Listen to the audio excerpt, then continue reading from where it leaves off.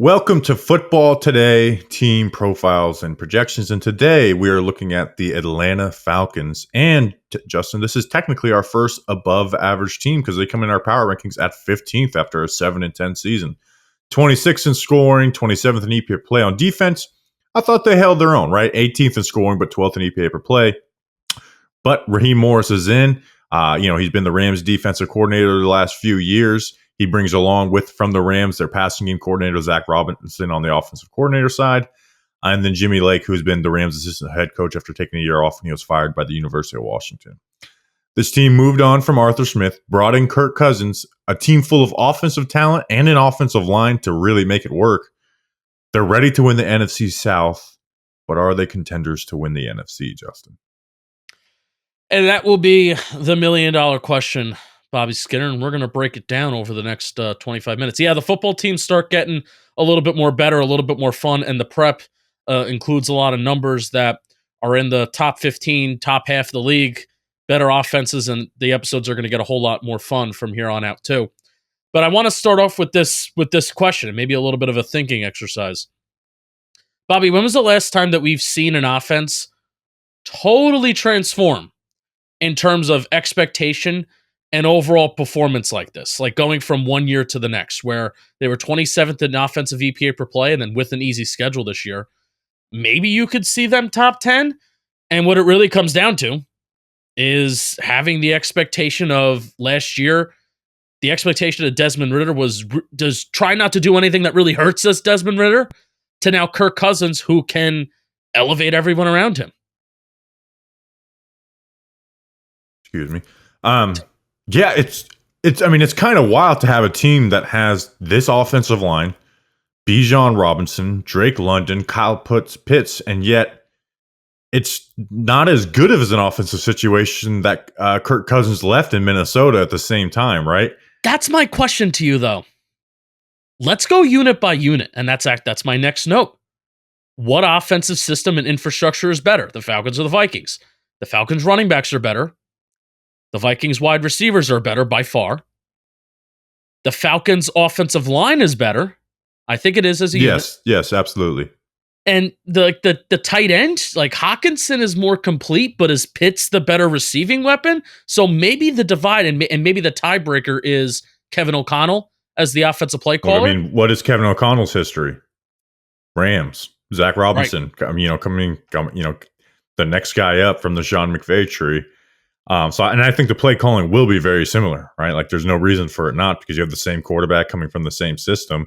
And again, like you have the talent to do the things that you want to do. So like, I actually think there's not going to be this, like it's besides not having Justin Jefferson, it's going to be like stepping into the same situation as Minnesota, except for a better run game. And I think that is going to be huge for Kirk Cousins at age 36 season with a torn Achilles. Like I think that run game and kind of banking on a little bit, keeping Kirk off his feet, a little too often. They should, just with the running game they have, they should lean on their running game. Yeah, and it's kind of crazy, Bobby, that Arthur Smith is, like, I consider him to be a good, running game coordinator and running game mind in the NFL. But Bobby, man, I couldn't believe that they were 28th in EPA per rush. Do you have any clue, like, what went wrong for them? Is it simply because Desmond Ridder is so bad and they had no respect for the passing game and that had that much of an impact on the running game? Absolutely. I mean, that's what it was. Like you mentioned, they're 28th in EPA, but they were 9th in total yards and 16th in yards per carry. And that was with defenses with zero respect of the quarterback. Like their own offense didn't have any respect for the quarterback, right? You would see the way they would call it was very predictable of the offense that they were trying to run with Ridder at quarterback, who again was the worst quarterback in the NFL last year. When you watch Bijan Robinson run, like you even saw Tyler Algier, his numbers go down after, his rookie season. But when you watch Bijan Robinson run, and I guess we're starting with the run game, like, I think Bijan's in the combo to be RB2 in the NFL right now after Christian McCaffrey. I agree with you. His advanced numbers are good. Rushing yards over expected was one of the best in the NFL.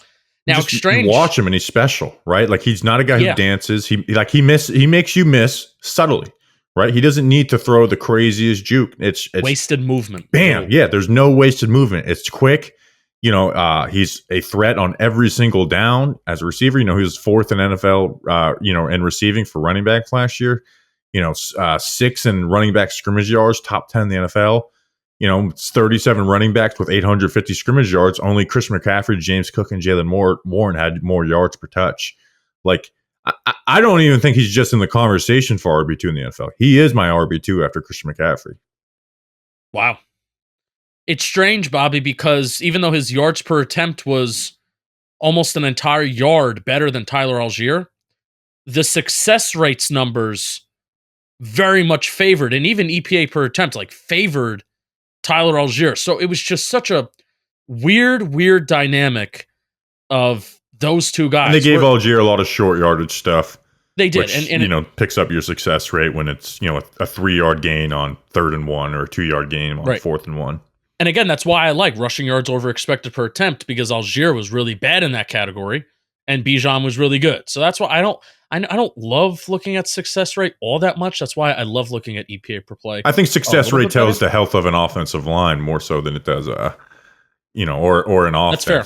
And not just running back. Now, I do think there's a lot of running backs who, could have great yards per carry, but can be negative in the success rate because of the way they create negative plays by, spending time behind the line of scrimmage. Yep. But one of the more underrated moves of the offseason for the Falcons was retaining their O-line coach, Dwayne Ledford, right? I think that's huge. Ritter was one of the least pressured QBs in the NFL.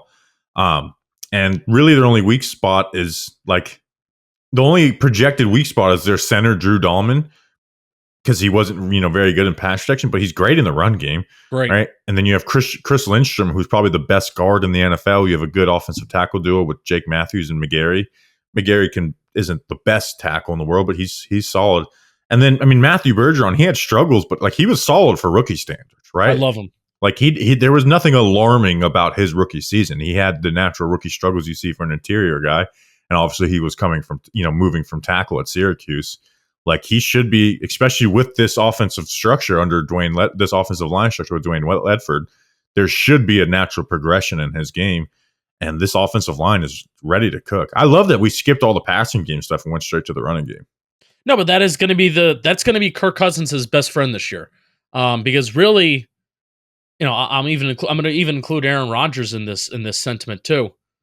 When was the last time that we had not just one, but two QBs who are older than 35 years old coming back from such a drastic injury like a torn Achilles? And we'll stick it with Kirk here, where a torn Achilles, Bobby, it's different than a torn ACL. I feel like guys can pretty easily bounce back from a torn ACL these days.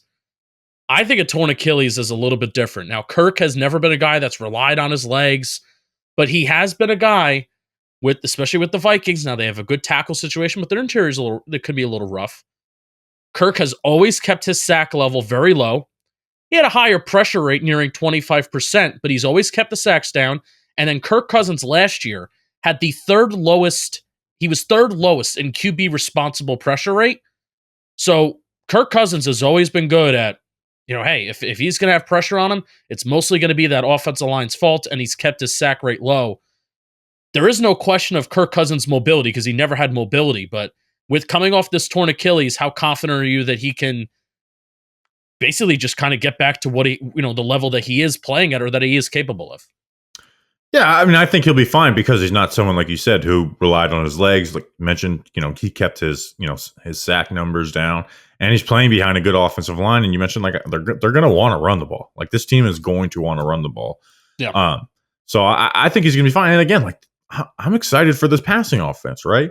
I know Pitts has, in a sense, underachieved, but this is a guy who had 1,000 yards as a rookie. I think his success has a lot to do with, one, the quarterback play, two, Arthur Smith not wanting to put a non-blocking tight end out there a lot of the time, which, hey, that is a huge negative on Kyle Pitts is the lack of blocking, but you're essentially using him as a slot wide receiver. He didn't line up in line at all with Arthur Smith, and I don't think you shouldn't line him up in line a ton. And then, Drake London has had 905 yards, after 850 his rookie season. He's a guarantee to be 1,000 yard unless he misses games. He's a guaranteed 1,000 yard receiver. and you would think his touchdown numbers go up. Like, he's not even a fantasy sleeper. Like, if you're not picking him early, he's someone that's going to be good.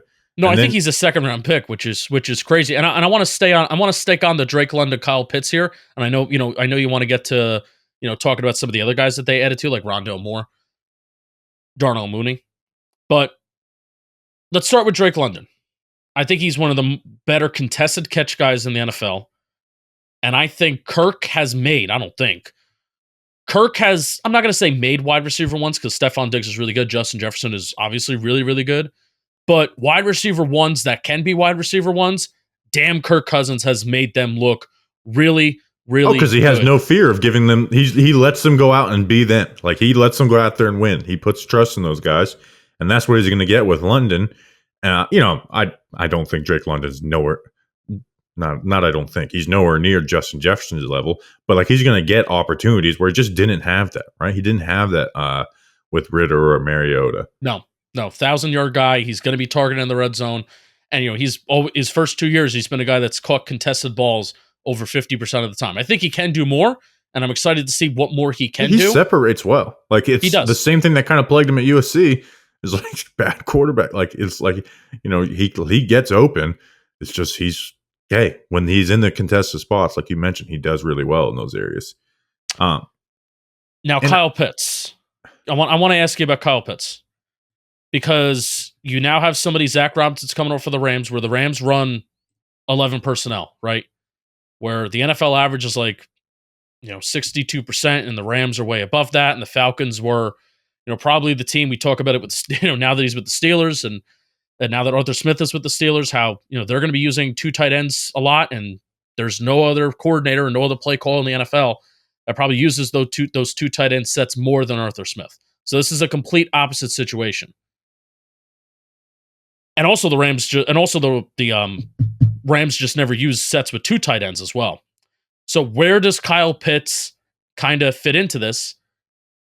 He's got 64% of the snaps he was eligible to play for last year. He has 2 other years where he's like been in the low 70s, but never higher than that. And also the crazy thing is he's entering his 4th season and he's just 24 years old. So the lack of blocking hurts him. And you even think of the Rams, like, why do the Rams run so much 11 personnel? Well, because their slot receivers block like fullbacks, right? That's very important to them. But with all that being said, he's too, like, Zach Robinson, he's too talented and he's too good at what he does, which is catching the football and getting open, that they're going to find a role for him. I think it's going to be mostly split out. I don't think there's going to be very many times where he's got his hand in the dirt, which again does hurt. Like, it does hurt the run game because it's, you want to have 6 guys in there. But I think he's going to be successful as a receiver this year. The question is, when you go back and watch the film, is it a pain in the ass for them because the way he blocks? Is it hurting the run game? Is it, forcing them to not run in certain situations that they usually would? And could the Falcons at that point make a decision that, hey, this guy's super talented, but we're going to move on from him? But for this year, I'm expecting him to get back to his rookie year where he had 1,000 yards. You use a guy like Evan Ingram to compare to him. Evan Ingram, 79% of the snaps, 77% of the snaps, 74%, and 83%. So that's 2 years with the Jaguars and even his last 2 years with the Giants.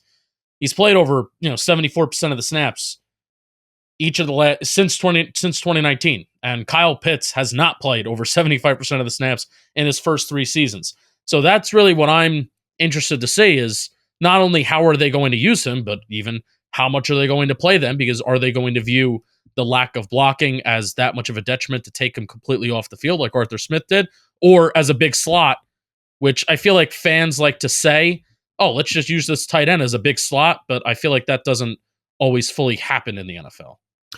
No, and again, he does, he does flex out. What was it? I don't have the numbers, but like he flexed out basically solely with Arthur Smith. Yeah. So it's like, he's not going to be your traditional slot, but you're going to put him out there and, put him in crossers and put him up the field and stuff. So you just kind of try and create explosives with him and get him in yak opportunities. Like that's what they're going to do with him. And they should. If they evaluate after this year that the negatives in the run game and stuff are too much to make up for that stuff, then they can move off. But this year, they're gonna get the most out of him. I'm very confident in that. Let me give you an over-under really quick. 68 catches, 28 catches, and 53 catches last year. The year where he had 28 catches, he only played 10 games. Let's put the over-under at 65. Over. You're going over. You're that confident over. Yeah, I think it's going to be around 75 to 80. Okay. Right on. I'm rooting for it because, man, he's always been one of the more fun weapons in the NFL that just hasn't been used through 3 years. Yeah. Yeah. And hey, I think that was a stubborn coach in Arthur Smith. You saw him the 1 year with Matt Ryan, who, knows how to get guys in the right spot, and Matt Ryan's arm was done. He put up 1,000 yards. And here's the other thing is I like their complementing pieces, but those guys aren't near what London and Pitts are going to be as receiver. Like Darnell Mooney, he's a former 1,000-yard receiver. But I do like one of my notes on him is I think he's a perfect number 2 besides just being great. And an offense that should feature the tight end and the running back in the receiving game a lot, right? Because you're going to get Bijan involved. Like they'll line up Bijan in the slot. So I think he's the perfect number 2 for this situation because he's going to take the top off the defense, create some big plays. You put him on crossers. You're not going to ask a ton out of him. I think he's a really nice complementary piece. And then Rondale Moore, right, who they traded Desmond Ridder for. Like he's not going to be a full-time player, but that's someone who can create explosives and you can get really creative with putting him in motion, getting him involved in the screen game. Like, I'm excited for their entire starting group, right? Like, from London, Pitts, Bijan, Mooney, and Rondale. Like, I think all of those guys are going to be used to their potential, even if Mooney's not putting up the yards he would, his early years in the Bears. Right, but Mooney's we forgot about Tyler. We didn't even talk about Tyler Algier that much either, right? No, and he had a down year last year. At least from the efficiency. It's so tough to talk about the Desmond Ridder 2023. Yeah, but let's look at 2 years ago, right? He had 1,000 yards. He was awesome. He was the face of the number 3 rushing team in the NFL. Yeah. Right. So I don't think, I think he's going to be in better situations. I still wouldn't give him a ton of carries. I don't care if it's a great 1-2. You have Bijan Robinson. You get Bijan Robinson the ball as much as you can. Yep. Even Charlie Warner is a really good blocker. He was from San Francisco as well. So, hey, if we're talking about Kyle Pitts being a little bit of liability, you have a really good number 2 blocking tight end as well. Yeah, absolutely. All right, defensively. And this is where I'm a little worried about the Falcons. Dean Pease is out, who I thought was a really good defense coordinator in the NFL.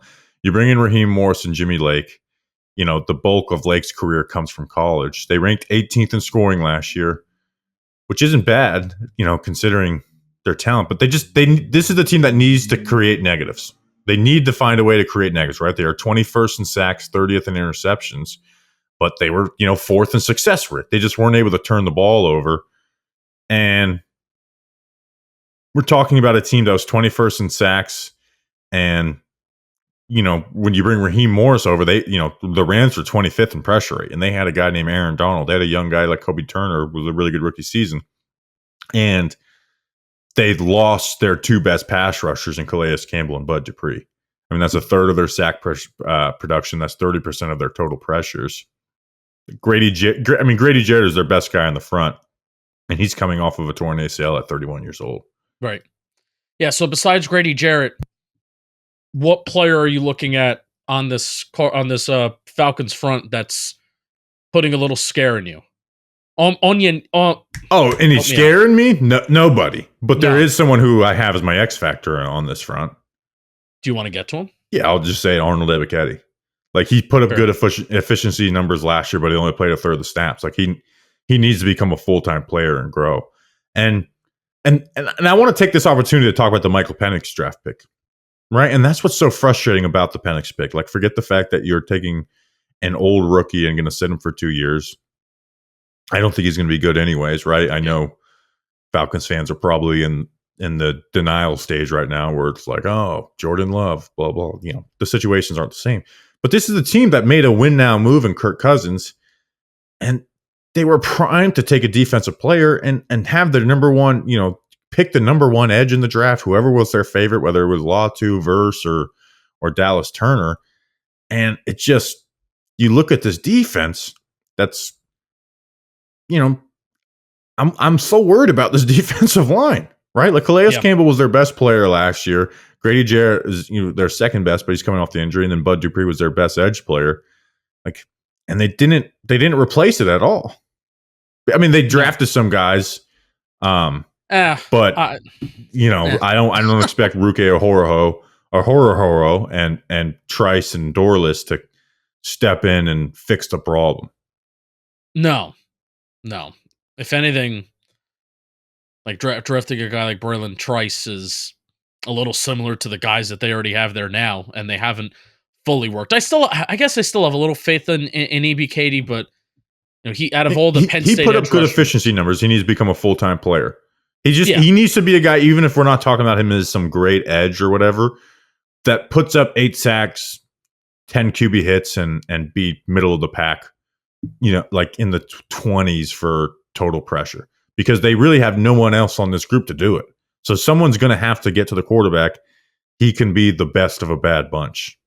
D'Angelo Malone, Western Kentucky, year 3 breakout. I mean, he's fast, but again, he's 2 years in the NFL, hasn't done anything. So is Lorenzo Carter, and so is Arnold EBKD. Who's their nose tackle? David Mata. I'm having a lot of trouble with the name. I like him. I think he's a good player, and I think out of everybody besides Grady Jarrett, he may put a little bit of fear in you, but that's kind of it, man.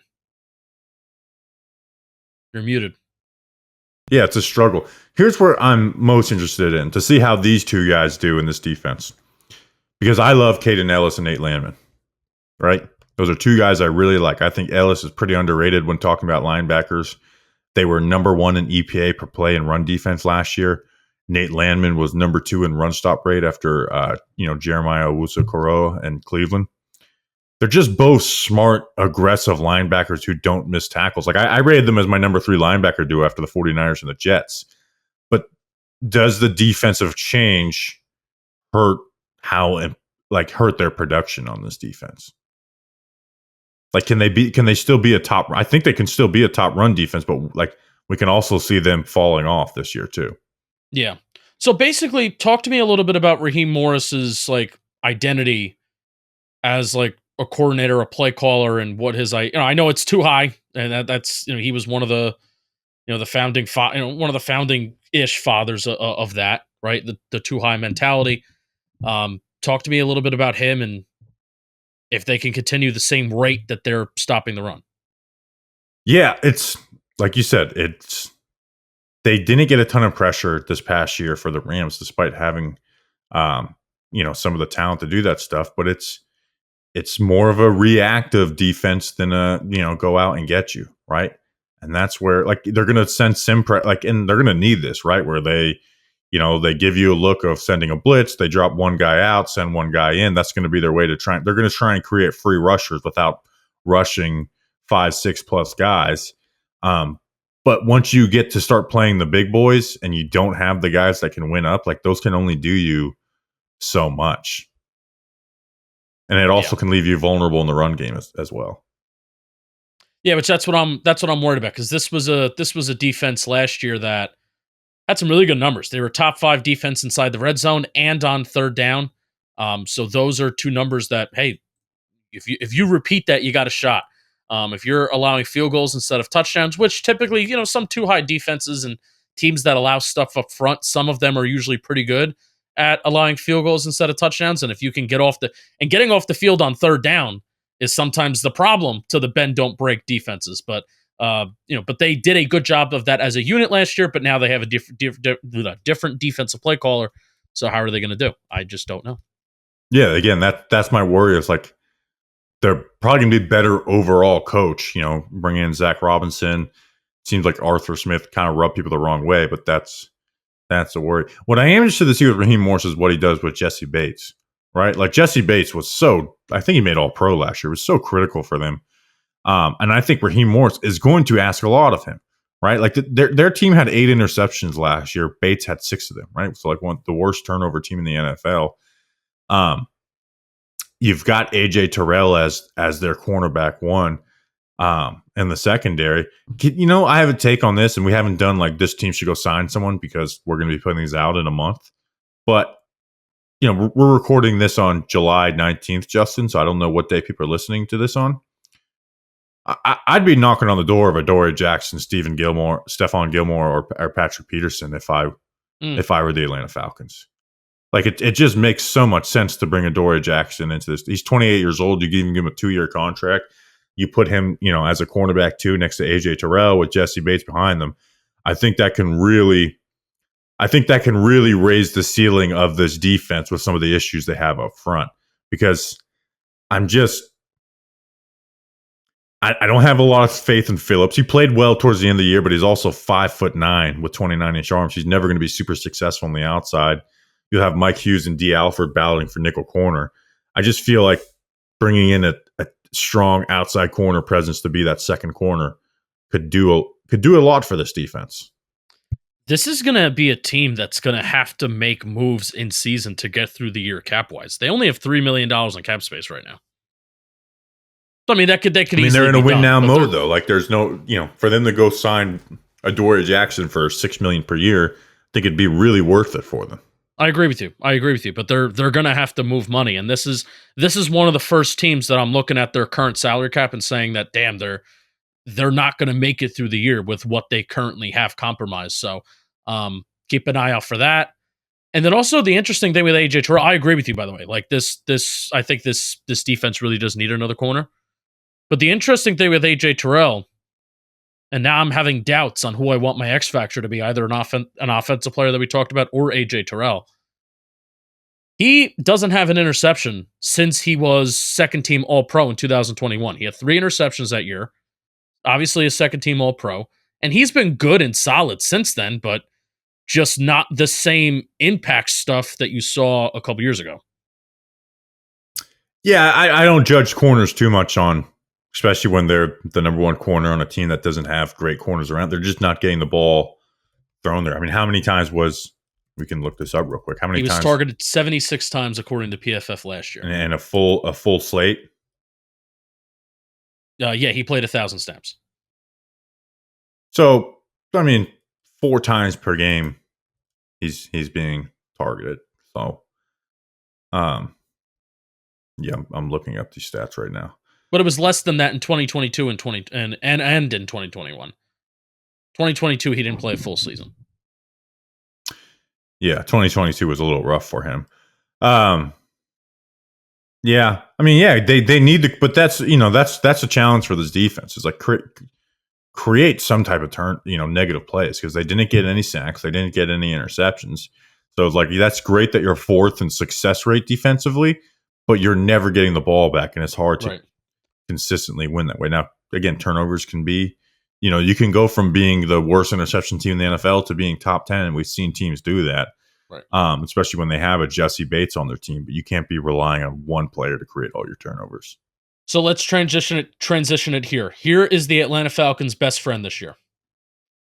It's their easy schedule. Now they have a little bit of a rough stretch week 2, even week 1. The Steelers is not an easy team. Like they could lose that game 16-13, and I wouldn't blink. But then they have the Eagles and the Chiefs. Week 2 and week 3. Those are big games, and they're both primetime games, by the way. The Eagles is in Philly Monday night, and then the Chiefs is home Sunday night. So that's going to be a really fun time to see what kind of Falcon team we're going to get. But then they have some AFC South matchups, a game against the Seahawks, the Cowboys, the Saints week 10. But then here's their week 11 schedule on, Bobby. Listen to these offenses. The Broncos, week 11. Week 12 bye. The Chargers could be a tough test. The Vikings, the Raiders, the Giants, the Commanders, the Panthers. That is a fun back-end schedule for the Atlanta Falcons. Yeah, and again, they are in a weak division. Let's go quick. New additions versus lost. They added Kirk Cousins, Darnell Mooney, Rondale Moore, Kevin King. They lost Desmond Ridder, Cordero Patterson, Jonnu Smith, Mac Hollins, Calais Campbell, Bud Dupree, and Jeff Okudah. Obviously, the addition of the quarterback makes the makes that they got better and didn't get worse. I wish they would have found a way to replace Calais Campbell. The draft class. This is where I'm a little like, you draft Michael Penix in the first round. Let's say you believe in him 100%. Okay, but he's not contributing early. Their next 3 picks in Horhoro and Braylon Trice and Brandon Dorless are just 3 guys I don't ever seeing turning into dudes. Like I see their ceilings as like okay players now. Brandon Dorless to me is a little bit of an exception. He's going to play more on the inside in the NFL and see how much that can unlock him. But Ruke is just kind of a guy. Trice is kind of just a guy. And then Bertrand, the linebacker, I could see turning into a solid player. I'm not familiar with their last 3 picks of Jace McClellan, Casey Washington, and Zion Logue in the 6th round. And it's just outside of Kirk Cousins, you don't see major improvements on this team. No. And the wide receiver room improved with Mooney and more. No, I'll agree with you. I think Dorless has a little bit of a better path. I think he even had a higher pressure rate than flashed at the Senior Bowl. Yeah, he's going to move inside in the NFL or play more full time in the NFL in the inside. Yeah, and that's where he was at the Senior Bowl, and he even did well there. So excited to see him play, and maybe he'll get some playing time this year. But I don't know, man. Like, they're going to win more than 7 games this year, and that's exactly what Terry Fontenot. He's finished with a record of 7-10 in each of his 3 seasons. I can't knock him for being a totally bad drafter, because getting Bijan and do you draft a running back in the first round? Whatever. Bijan's a good player. Bergeron's a good player. Zach Harrison, we'll see. He showed a little bit last year. The 2022 draft class wasn't great. 2021 include Kyle Pitts, and he's not a terrible drafter, but he hasn't necessarily knocked these draft classes out of the park here. So it's all going to be on this year, man. They have an easy schedule. They need to take advantage of it. They need to win these games in the back end of their schedule, and they need to beat these NFC South teams. And if they do that, they're going to easily win this division. My X factor is Arnold Ebiketie. Who's yours? It's Kyle Pitts. If he can be the weapon that he has, like if he can reach a ceiling, then I think this totally changes the Falcons offense from like, hey, it could be a good unit to like, man, this, because of the schedule and because of who they're playing and the division that they're in, like they could have some fun in Atlanta this year if they have Drake London and Kyle Pitts both acting as like alpha targets. Over under 9.5 wins. I'm going over, man. Yeah, I got them at 10-7. Yeah, this schedule is just, it could be a cakewalk. Yeah, I agree. I've got them at 10-7, winning the division. So over on the Atlanta Falcons. So that was the Atlanta Falcons, and this is Football Today.